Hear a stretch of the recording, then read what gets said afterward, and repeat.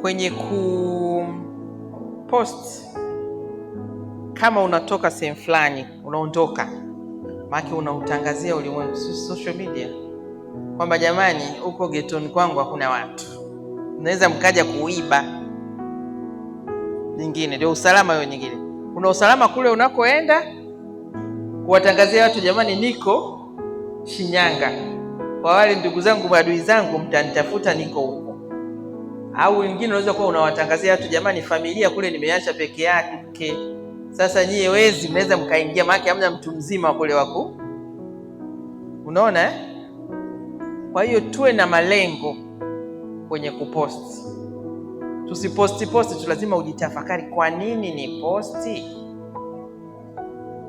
Sawa? Kama unaamu watu wajue sana kama ulikuwa Shinyanga, nenda piga picha zako, ukirudi sasa weka strategically, sasa nilienda Shinyanga, ikawa hivi ikawa vile. Na amesema pale kaka indirect kwamba usiposti tu, lazima kuwa na malengo. Safari hii moja unaweza ukaicompose, ukatengeneza maudhui vizuri, ukawaambia watu jambo, ukawahubiria kupitia kile ambacho umekiendea.